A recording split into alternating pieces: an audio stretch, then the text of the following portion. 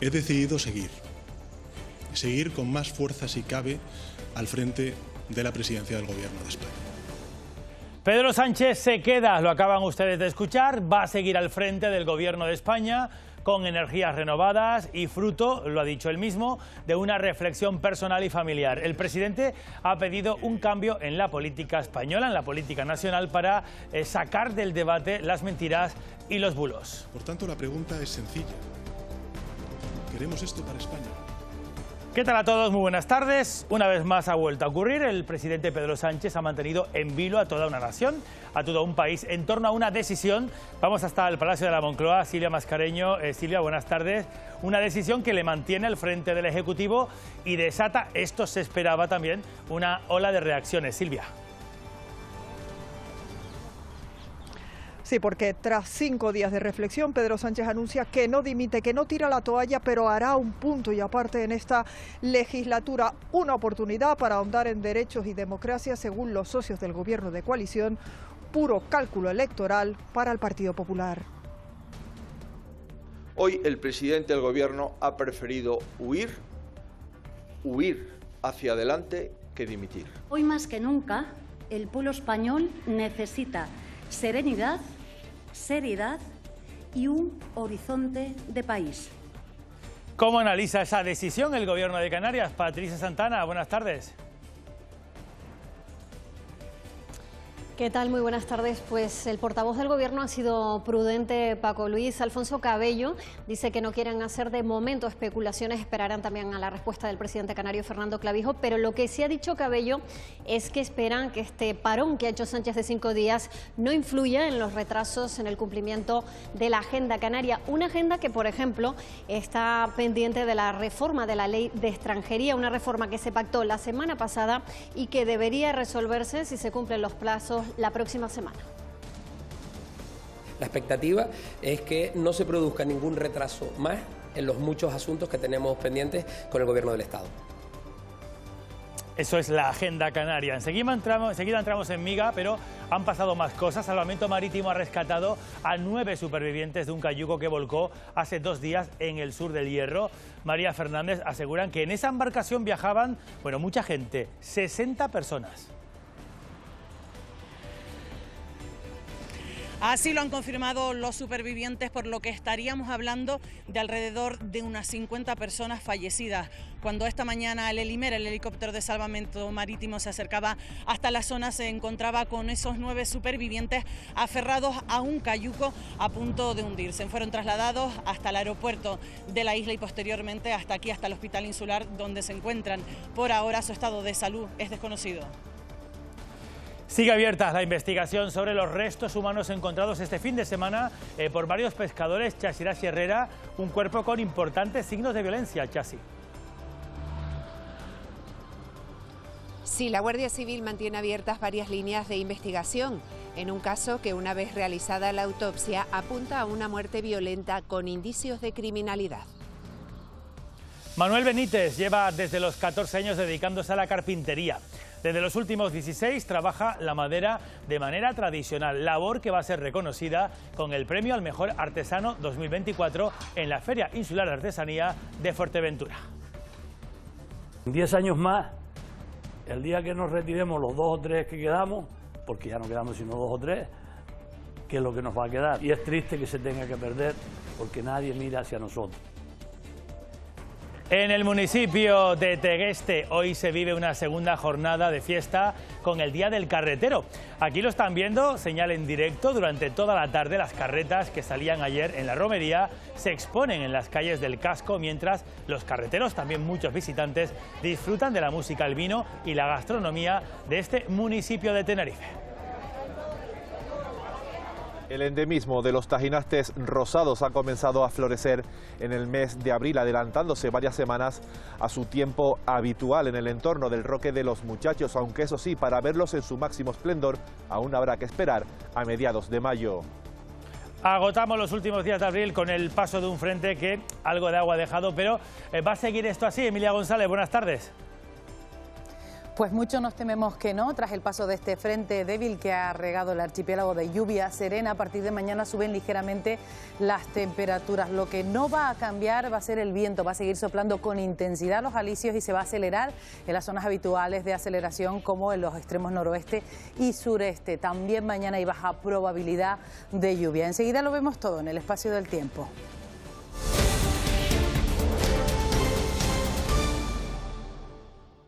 He decidido seguir con más fuerza si cabe al frente de la presidencia del Gobierno de España. Esta decisión no supone un punto y seguido, es un punto y aparte, se lo garantizo.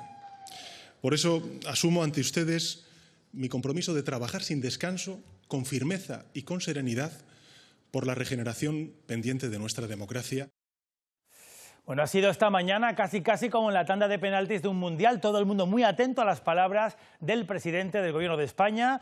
Después de 5 días de reflexión, Silvia Mascareño, estamos ya ahí en el Palacio de la Moncloa, Silvia, que tanta atención y tanto foco han despertado en los últimos días. Se disipa la duda, Pedro Sánchez continúa, Silvia, al frente del Gobierno y eso sí, desata reacciones a ambos lados, profundo rechazo y apoyo total. Sí, a las 10 de la mañana se despejaba esa incógnita que ha paralizado el país en los últimos 5 días, porque Pedro Sánchez comparecía aquí, en el Palacio de la Moncloa, en una breve comparecencia sin preguntas de los periodistas, en las que confirmaba que no tira la toalla, que se queda, que no dimite. Eso sí, anuncia que esto no será un punto y seguido en la legislatura, sino un punto y aparte, para apostar por una regeneración democrática que acabe con lo que entiende es el lodo y el fango que ha inundado la política española en los últimos años. Buenas tardes. Soy consciente de que he mostrado un sentimiento que en política no suele ser admisible. He reconocido ante quienes buscan quebrarme, no por quién soy, sino por lo que represento, que duele vivir esta situación. No hay honor que justifique el sufrimiento injusto de las personas que uno más quiere y respeta y ver cómo se intenta destruir su dignidad sin el más mínimo fundamento. Solo hay una manera de revertir esta situación, que la mayoría social, como ha hecho estos 5 días, se movilice en una apuesta decidida por la dignidad y el sentido común. No es una cuestión ideológica. Estamos hablando de respeto, de dignidad. Pongamos fin a este fango de la única manera posible, mediante el rechazo colectivo, sereno, democrático. O decimos basta, o esta degradación de la vida pública determinará nuestro futuro, condenándonos como país. Pero en esa breve declaración institucional, sin preguntas a los periodistas, Pedro Sánchez no explicaba cuál es su plan, cómo y hasta dónde va a ser esa regeneración democrática para la que pide movilización y reflexión colectiva. Para el Partido Popular es un discurso muy peligroso que solo busca poner el país a su servicio. Sin embargo, sus socios de coalición creen que es una oportunidad para andar en derechos y democracia, mientras los suyos en Ferraz respiran aliviados tras 5 días al borde del abismo. Si sus apoyos más próximos lo sabían, se han mostrado inescrutables. Incluso tras su anuncio, en la misma Moncloa se les sorpresa en esta celebración sofocada. Es un punto y aparte, se lo garantizo. Por eso, 5, 6, 7, 8, 9, 10, probando micro. 2 horas después, Feijóo comparece e insiste en su mensaje. Ya no es más que el epílogo de un pasado que vamos a superar. Y hay ideas en las que no se ha quedado solo. Bochorno internacional. Un bochorno internacional. Su teatro. Un teatro de utilizar incluso la figura de Su Majestad el Rey. Como actor secundario en su última película. Golpe contra la unidad, contra la convivencia, contra el Estado de Derecho, contra la separación de poderes. Mientras tanto, deshojada la rosa, sus principales socios le piden más transformaciones y su equipo suscribe que no hubo cálculo político. Ninguna estrategia. Había una persona quebrada en su estado de ánimo que necesitaba pararse a reflexionar. Este punto y aparte tiene que llenarse de contenido, de iniciativa política y de medidas nuevas. Las fuerzas de izquierda han coincidido en que Sánchez ha sido objeto de una operación para su acoso y derribo. Desde aquí, desde la política canaria, estos 5 días atrás de reflexión de Pedro Sánchez han tenido muchas lecturas, también las ha tenido esta decisión final de esta mañana de quedarse. Aplaudiendo la decisión del presidente del Gobierno, es una muy buena decisión y por tanto alegría en lo que es su postura y seguir caminando juntos en construir este país. No tiene ningún tipo de parangón, en ningún tipo de democracia, que todo un presidente del Gobierno se retire a pensar sobre su continuidad o no en el cargo es algo sorprendente, aunque respetamos una decisión personal como esa. Lo vivido en estos últimos 5 días es de ridículo mundial.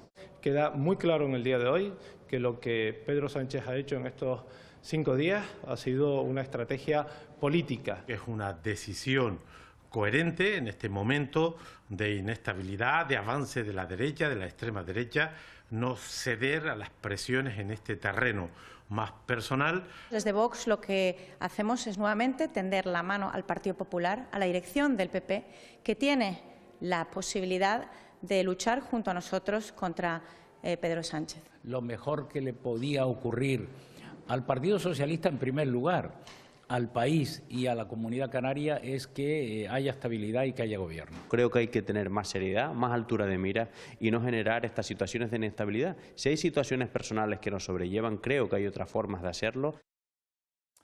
Lo de hoy es un punto, veremos si de inflexión o no, pero poniendo las cosas en contexto de dónde venimos, desde que fue elegido secretario general del PSOE en 2014, la vida política de Pedro Sánchez ha dado varios giros importantes de guión, desde dimitir como líder de los socialistas y volver a través de unas primarias, hasta luego ser el primer presidente de España surgido de una moción de censura.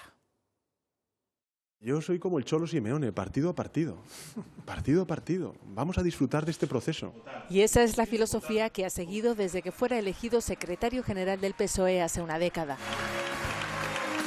1 año y medio después se enfrentó a sus primeras elecciones generales. Mariano Rajoy, líder del PP, ganó pero no obtuvo los apoyos suficientes, así que Sánchez lo intentó hasta 2 veces. La mayoría de ustedes está de acuerdo con estas medidas. Se volvieron a repetir las elecciones en junio de 2016. Su negativa a la abstención para que Rajoy fuera presidente acabó con su renuncia al escaño y dimisión forzada como secretario general. Y a partir del lunes cojo mi coche para recorrer de nuevo todos los rincones de España. Y así fue como resurgió de sus cenizas y ganó la Secretaría General. Todo es posible y lo hemos logrado. Ese todo es posible acabó por convertirlo en el primer presidente de España salido de una moción de censura.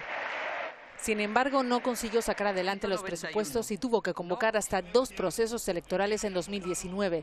En 2020, antes de la pandemia, fue investido con el primer gobierno de coalición de España, el que se gestó con Podemos. El proyecto político es tan ilusionante que supera cualquier tipo de desencuentro. Superó 2 mociones de censura presentadas por Vox. Sus quintas elecciones, las de 2023, a pesar de no ser el partido más votado, le dieron la presidencia no sin dificultades por 3ª vez.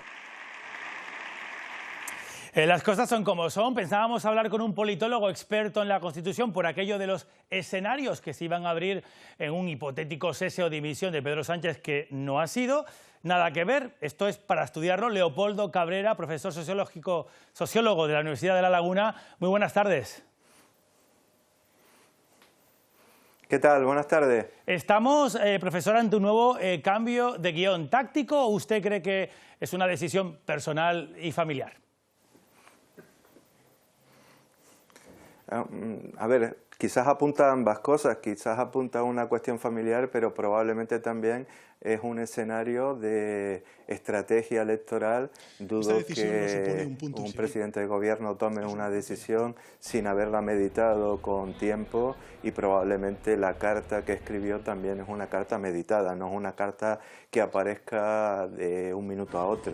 Entonces probablemente tenga un efecto familiar, pero también tenga muy probablemente una cuestión de estrategia electoral, dado a las 2 elecciones en breve que vamos a tener, la de las elecciones catalanas y las elecciones europeas. Pues si es una estrategia electoral, quiero que vea con nosotros el SIS, el flash que acaba de publicar el Instituto de Investigaciones Sociológicas, que de hecho, formulaba la pregunta el pasado viernes sobre la cuestión, ahí lo tienen, es decir, esta pregunta a más de 5.000 personas en todo el país se formulaba este viernes y vemos como hay un giro importante de guión en cuanto a intención de voto, con el PSOE superando en casi 9 puntos al Partido Popular, cuando el mes anterior esa encuesta, la posición del PSOE era claramente inferior a la de los populares. Por lo tanto, profesor, podríamos decir que ha tenido su efecto. Le digo porque ¿cómo cree usted que llega a la opinión pública pues cambios de guión o estrategias como esta? A ver, las encuestas son encuestas coyunturales, son encuestas de posición política en un día concreto. Un día más tarde la posición política puede cambiar por un acontecimiento externo, por cualquier circunstancia.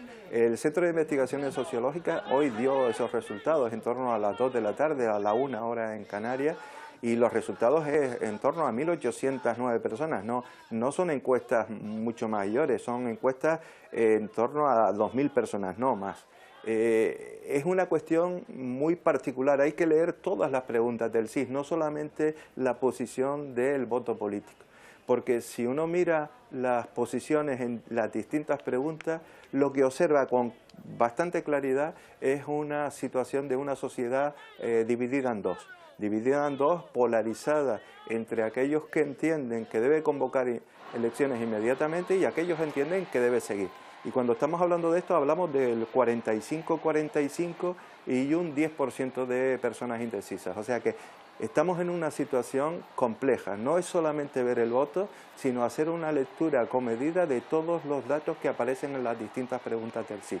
No se puede entender directamente a la posición del voto que está, digamos, trabajada. Exactamente, y además había muchas preguntas en esa encuesta. Última pregunta, muy breve, le pido brevedad, por favor, que nos quedamos sin tiempo. ¿El gesto de Pedro Sánchez, sí, cree usted, como sociólogo, que puede calar, puede hacer cambiar las maneras de hacer política ahora, como sabe, tan crispada? Particularmente creo que no, la polarización está muy clara y sí es verdad que yo creo que los dos grandes partidos van a salir beneficiados en parte por esa estrategia de división, estar conmigo o no estar conmigo.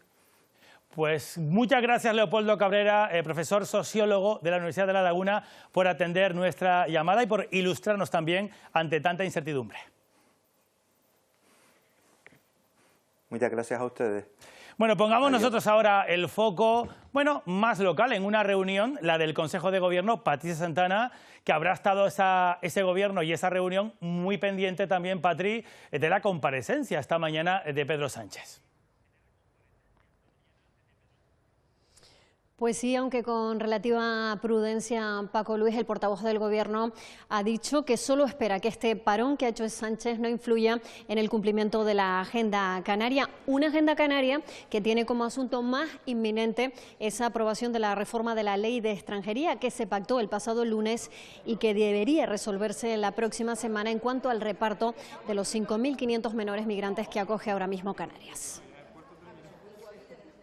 Que esperemos que este periodo de reflexión y esta nueva carga de incertidumbre a la situación en la que nos encontramos no suponga un retraso para los asuntos vitales para la comunidad autónoma de Canarias. La expectativa es que no se produzca ningún retraso más en los muchos asuntos que tenemos pendientes con el Gobierno del Estado. Bueno, pues el Gobierno de Canarias también ha anunciado la tramitación de la primera ley de montes de Canarias. Ahora mismo dependemos de la ley estatal, no tenemos una ley propia, somos de las pocas autonomías que no la tienen, y eso que el 80% de la superficie de Canarias es masa forestal. Una masa forestal que no solo se va a proteger, sino también se va a trabajar en la prevención del terreno, no solo público, sino también privado, y se va a hacer con el consenso de todos los implicados, a la espera de además que se haga una consulta pública. Se prevé tener un primer borrador de esa ley de montes de Canarias en 2025. La prevención y defensa de los montes contra incendios forestales y su restauración posterior pues también será uno de los puntos claves que tendrá esta ley, y por ejemplo se contemplará la prevención e intervención en terrenos particulares, que son situaciones problemáticas a la hora de llevar a cabo esta gestión forestal en la actualidad. La conferencia sectorial de igualdad, están viendo imagen de la reunión celebrada esta mañana en Madrid, ha servido para desatascar el reparto de fondos para proyectos contra la violencia machista y la asistencia a sus víctimas. En total, 350 millones de euros para conciliación y contra las violencias machistas que se van a distribuir ahora por el resto de comunidades autónomas. Estas cifras de 2024 mantienen las que el Ministerio de Igualdad aprobó para el año pasado. Usted ha hablado sobre vivienda y sostenibilidad también se ha hablado en el Senado. Fabián Chinea, de la agrupación socialista Gomera, le ha planteado al ministro de Asuntos Exteriores la necesidad de revisar el Estatuto de Región Ultraperiférica de Canarias. Parte del debate lo ha centrado en revisar la compra de inmuebles por parte de extranjeros. Uno de los planteamientos obligatorios en este caso pues es la adquisición de inmuebles a cargo de extranjeros, la mayoría de ellas ciudadanos de países de la Unión Europea, que en Canarias está alcanzando registros nunca conocidos hasta la fecha. Y entremos en contacto también con los equipos del Ministerio para analizar ese estatuto de región ultraperiférica, cómo podemos mejorarlo, cómo podemos hacer frente a esas legítimas demandas que usted plantea. Por cierto, que hoy hemos conocido el dato adelantado del IPC, la inflación crece una décima, alcanza el 3,3% interanual. Esto impulsado sobre todo por la subida, lo caro, del precio del gas y de los alimentos. La inflación subyacente, esa que elimina los elementos más volátiles de la ecuación, se sitúa por debajo del 3%. En Canarias, mañana será a partir de las 9 de la mañana, se lo contaremos también en directo. El presidente de Canarias reúne en el Parlamento a todos los presidentes de los 7 cabildos para abordar una intensa agenda de actualidad que pasa por el modelo económico, turístico, además del reto demográfico. Hoy se ha celebrado una comisión en el Parlamento con expertos para abordar precisamente cuál es la capacidad de población que tenemos aquí en Canarias. El 10% de la población empadronada en Canarias se concentra solamente en el 2% del territorio, coincidiendo con las áreas turísticas del litoral, zonas turísticas que se han convertido en residenciales. De ellos ha hablado en la Comisión de Reto Demográfico en el Parlamento. Tendremos que redactar un planeamiento urbanístico donde reconozcamos esta realidad y que plantear un reforzamiento de la inspección técnica, tanto de edificios como turística. Los expertos aseguran que lo que ha cambiado es el modelo alojativo. Plantean la declaración de zona tensionada como mecanismo de control para la vivienda y limitar al 51% el alquiler vacacional. Viviendas que están en el apartamento que se vuelvan a convertir en vivienda, y eso puede aliviar el problema. Otra de las propuestas. Moratoria sí al alquiler vacacional, pero no creo que ahora mismo haga falta una moratoria turística de manera general. Reflexiones también sobre el salario y las condiciones laborales en el sector. El modelo turístico funciona porque los salarios son muy bajos y se gana mucho más. No en vano los hoteles de las islas son los más rentables del país. Pues hombre, ya me dirán ustedes, ¿quién tiene la culpa? Dicen, no, es que el turismo empobrece. No, el turismo no empobrece, empobrece el sistema que tenemos. Por otro lado, realizar acciones para que vivir en islas no capitalinas y en medianía sea atractivo es fundamental para evitar la despoblación.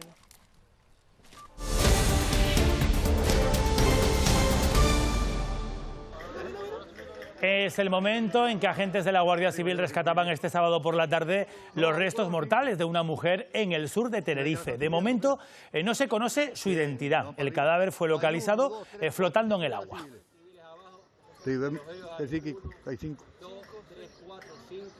Bueno, eso ocurría el fin de semana. La Guardia Civil lleva a cabo esa investigación y ya se ha confirmado eso, que se trata, Chasira Herrera, de los restos de una mujer.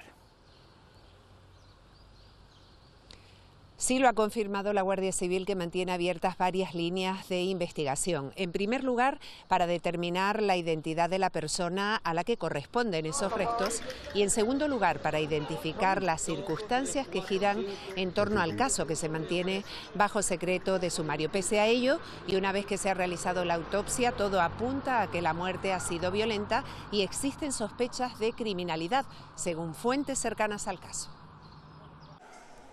Restos de un cuerpo flotando en el mar con claros índices de violencia, desmembrado con una bolsa de plástico en la cabeza y los brazos mutilados. Es el macabro hallazgo que el pasado fin de semana vivieron 2 personas en la costa de Arico, en el sur de Tenerife, cuando se disponían a pescar. Dice que pescando se la vieron y, claro, imagínense el susto. Un cadáver, por lo visto estaba mal, estaba que le faltaban más partes del cuerpo. Ocurría en la tarde del sábado. Las autoridades competentes procedieron al levantamiento de los restos tras decretar el secreto de sumario. La Guardia Civil se ha hecho cargo de la investigación mientras el pueblo de Jaca sigue inmerso en una gran conmoción. En el sur de Tenerife esta madrugada, Salvamento Marítimo ha rescatado a 101 personas de origen subsahariano. 4 son mujeres, llegaron en aparente buen estado de salud, aunque 2 tuvieron que ser enviados al Hospital del Sur por dolencias de carácter leve. El cayuco fue avistado por un pesquero cerca de Los Cristianos a las 5 de la mañana. Y no ha sido el único rescate del día en esta ruta atlántica, en el Hierro. María Fernández, ya estamos allí. María, tan solo 9 personas han sobrevivido, 9, al naufragio de un cayuco en el que viajaban muchas más personas. María, cuéntanos. Un petrolero fue el que localizó a primera hora de esta mañana la embarcación. El cayuco ya estaba a punto de hundirse y 9 personas aferrados a él. Llevaban así ya 2 días. El helicóptero de salvamento marítimo les trasladó hasta la isla. En estos momentos se encuentran todos aquí en el hospital insular. Por ahora desconocemos su estado actual de salud. Los supervivientes han confirmado que en el interior de la embarcación, que llevaba unos 9 días de travesía, iban 60 personas. La Salvamar Adara, que también se desplazó hasta ese lugar, a unas 100 millas del sur del Hierro, confirmaban que cuando llegaron ni en el interior del cayuco ni en las aguas de alrededor quedaba ya ningún cuerpo para rescatar. Por lo tanto, estamos hablando, se trata de una tragedia que se ha cobrado la vida de unas 50 personas.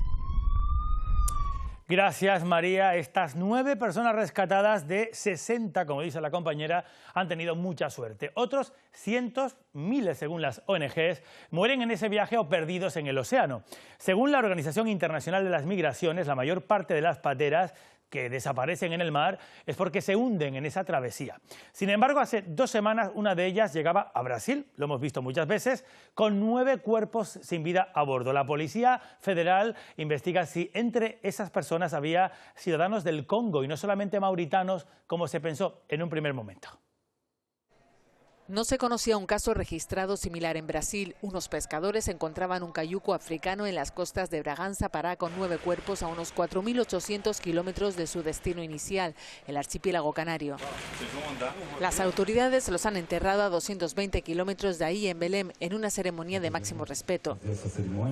Se confirma que aunque no se conocen las edades, todos eran adultos o adolescentes. Solo se han encontrado 2 documentos, uno de identidad mauritano y otro de registro de entrada a Mauritania procedente de Mali. Una de las claves, los números de móviles anotados en un papel, también del Congo. Entre los objetos había un hornillo que pudieron usar para cocinar y 2 bidones que se investiga si contenían agua o combustible.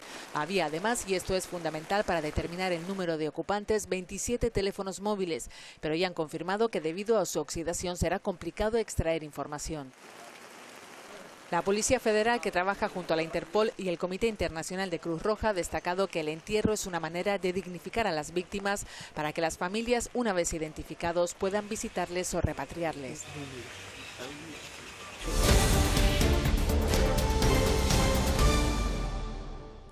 El expresidente de la Federación Española de Fútbol, Luis Rubiales, niega irregularidades en el contrato de la Supercopa. Esta mañana volvía, como están viendo, a los juzgados en Majadahonda.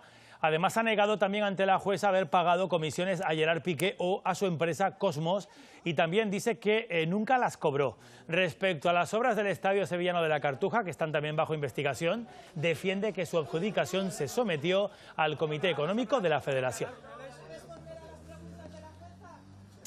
La Guardia Civil ha incautado más de 2.000 kilos de droga cerca de la costa de Gran Canaria.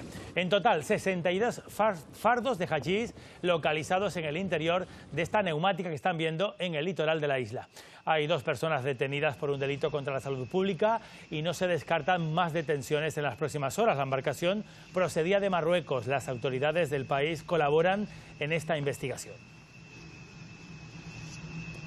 Se investiga también si transportaba droga esta otra Zodiac, 10 metros de largo, que esta madrugada encalló en esta zona del Burrero, en Gran Canaria.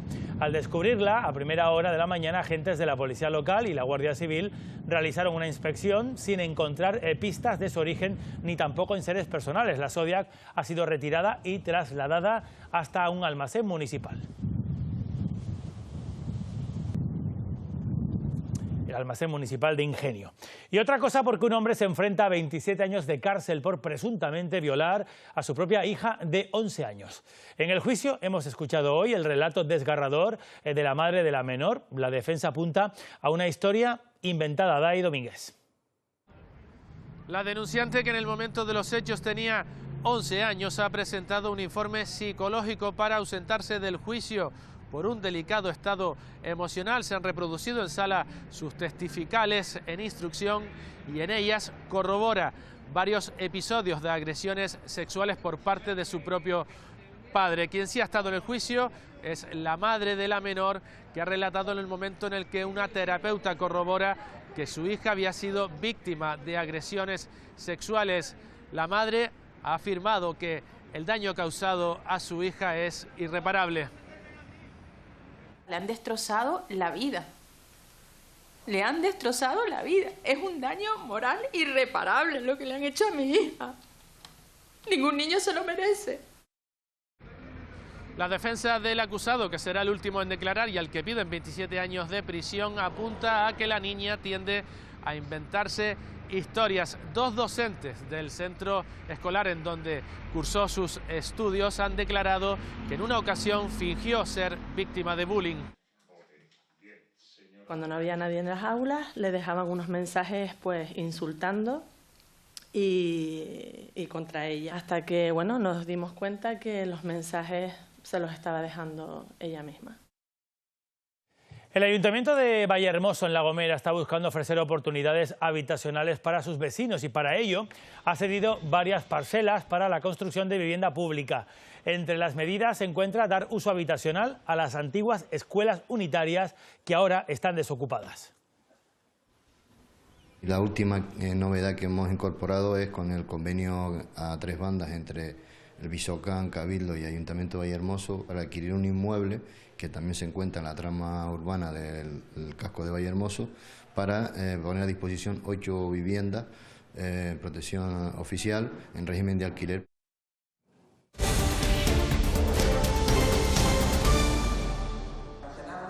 Profesionales de la cocina han aprendido en Lanzarote las últimas técnicas para elaborar postres que no dejen indiferentes a los comensales. El chef tinerfeño Pedro Rodríguez ha formado a los participantes sobre el uso de nuevas formas y nuevas texturas para que el postre deje de ocupar un papel secundario cuando nos sentamos a la mesa.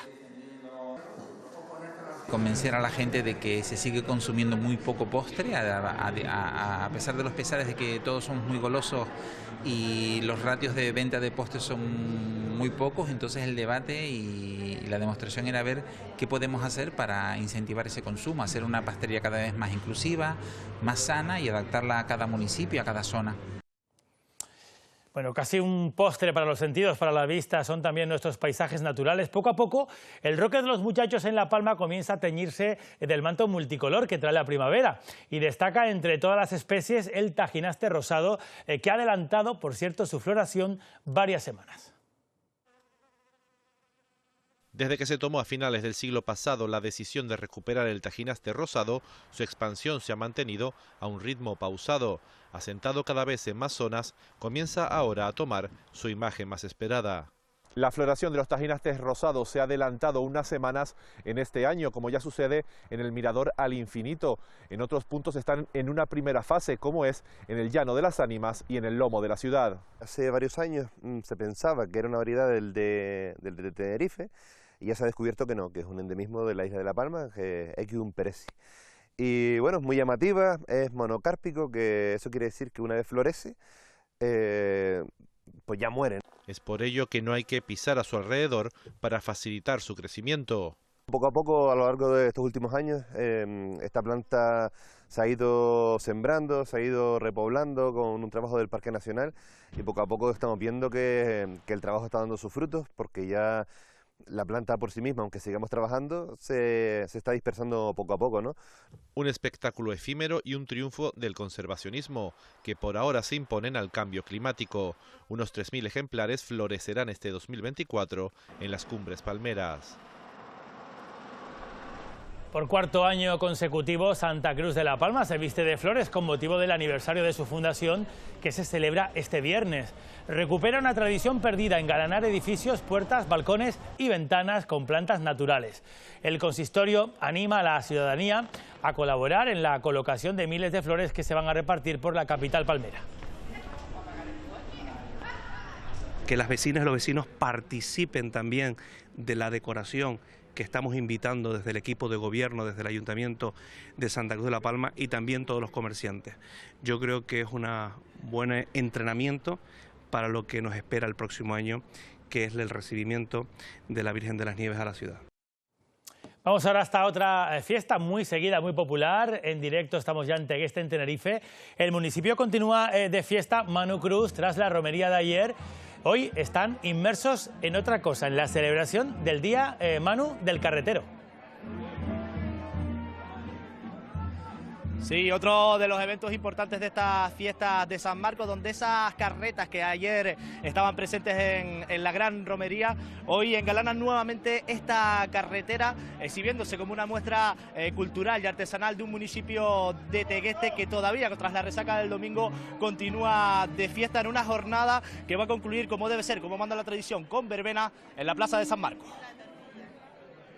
El Día del Carretero, principalmente, pues exponemos todos los carreteros, las carretas aquí en la calle detrás de la plaza y bueno, como te dije, es un día principalmente para nosotros. El Día del Carretero es el día donde nos reunimos todos después de los 4 meses que hemos estado trabajando. Resacados y cansados, pero bueno, hoy realmente es el día para nosotros porque hoy nosotros lo podemos disfrutar mejor. Ayer también fue un gran día, pero hoy es nuestro día, por eso es el Día del Carretero. Manuel Benítez recoge esta misma semana el Premio de Artesanía 2024 en la Feria Insular de Fuerteventura, una cita muy importante, un reconocimiento a 16 años de trabajo tallando madera. Este es el sonido de la caladora de Manuel. Su taller huele a serrín y madera recién cortada. Con 14 años empezó a trabajar como carpintero, pero la artesanía le llegó de forma inesperada. Todo empezó como una broma. Mi mujer me dijo, hazme un frutero, cógete ahí un tablón que hay ahí que traímos del hierro y me haces un frutero. Entonces empecé y lo hice así, grande, ancho. De padre pescador y madre costurera, asegura que de ella heredó la pasión por el arte. Yo no sabía que tenía un duende dentro, porque la artesanía explota de repente y te das cuenta que eres capaz de hacer cosas que no te imaginabas que las podías hacer. Denuncia que la artesanía tradicional se está perdiendo, no se apuesta por el relevo generacional ni la enseñanza a los más jóvenes. En 10 años más, el día que nos retiremos los 2 o 3 que quedamos, porque ya no quedamos sino 2 o 3, ¿qué es lo que nos va a quedar? Y es triste que se tenga que perder porque nadie mira hacia nosotros. Este fin de semana recogerá el Premio de Artesanía 2024 en la Feria Insular de Fuerteventura. Y el Ayuntamiento de Santa Cruz de Tenerife ha presentado el programa de actos con motivo del centenario por la muerte del poeta Ángel Guimerá. En el mismo teatro que lleva su nombre, representantes de las distintas instituciones de la isla han explicado la programación de actividades que va a dar comienzo el próximo lunes 6 de mayo y van a continuar hasta 2025 con motivo de los 180 años del nacimiento del artista. Para nosotros es un acontecimiento que teníamos que celebrar difundiendo su obra, difundiendo su vida, y se trata de eso, un programa de actividades que a lo largo del año y coincidiendo con las obras que vamos a comenzar el año que viene de rehabilitación del Guimerá, pues vamos a culminar ese proceso con esta celebración. La Universidad de Las Palmas de Gran Canaria y el Cabildo se han propuesto acercar la danza a las aulas.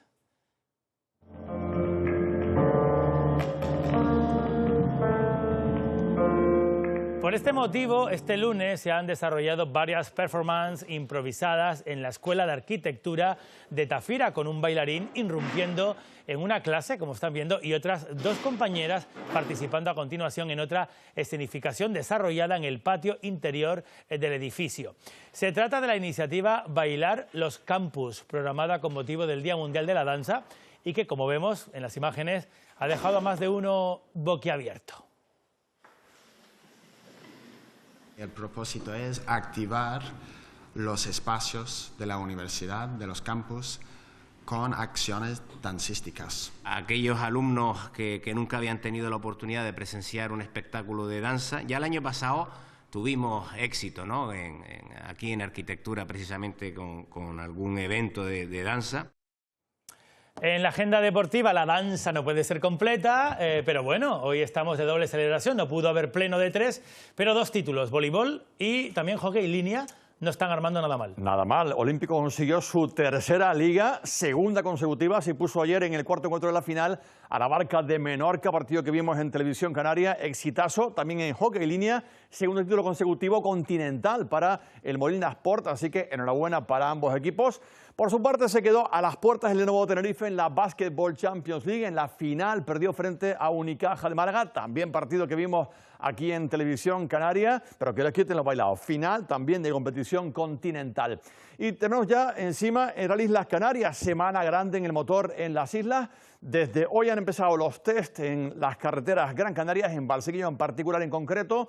Allí hemos estado, ya se han desplegado los aficionados y empiezan a calentar motores, tanto eso, los seguidores como los pilotos para esta semana grande del motor. Se lo contaremos, seguro que sí, ¿verdad? Eso es. Gracias, Armando. Enseguida vamos con los deportes. Antes un apunte más, un día de lluvia, ojalá que llueva mucho más de lo que hace, pero este es el título de la nueva exposición del artista Gonzalo González, galardonado recientemente con el Premio Canarias de Bellas Artes 2024. La pueden ver en la Galería Bibli en Tenerife. Es una muestra que plantea una reflexión sobre los estados de ánimo a través del papel japonés y también la poética del paisaje. Fíjense. Un día de lluvia es el título de la exposición. Tiene que ver con las consecuencias de los días de lluvia, ¿no? Que llevan a la reflexión, a la meditación, de reflexionar sobre tu propio trabajo, de dónde viene, a dónde lo quieres llevar. Es muy interesante lo que ocurre entre las capas de lluvia, ¿no? De alguna manera la imagen se distorsiona, pierde nitidez, pero también es un espacio para la reflexión, ¿no? La obra está hecha en papel japonés, son papeles artesanales, son muy finos, muy delicados, porque yo lo que pretendía era jugar con las transparencias. La obra está compuesta por muchas capas que funcionan como cortinas de información. Cada papel es como una pantalla de agua, ¿no? De la misma manera que el jardín es otro paso más hacia la domesticación del paisaje, ¿no? Hay como referencias al paisaje, aunque no sean paisajes. Es decir, podían considerarse tratamientos del espacio totalmente abstractos, pero yo siempre hago como un guiño a la naturaleza. De esta forma, el Premio Canarias de Bellas Artes 2024, Gonzalo González, nos propone una reflexión serena y poética de nosotros mismos y nuestro entorno. Con esa reflexión terminamos. El Telenoticias segunda edición vuelve a las 20:30. Nos tienen disponibles 24 horas en nuestras redes sociales, también en nuestra página web. Tengan todos muy buena tarde. Hasta mañana.